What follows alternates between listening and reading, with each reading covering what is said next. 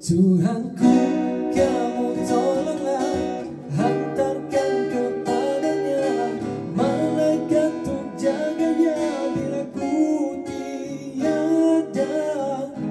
Tunaikan semua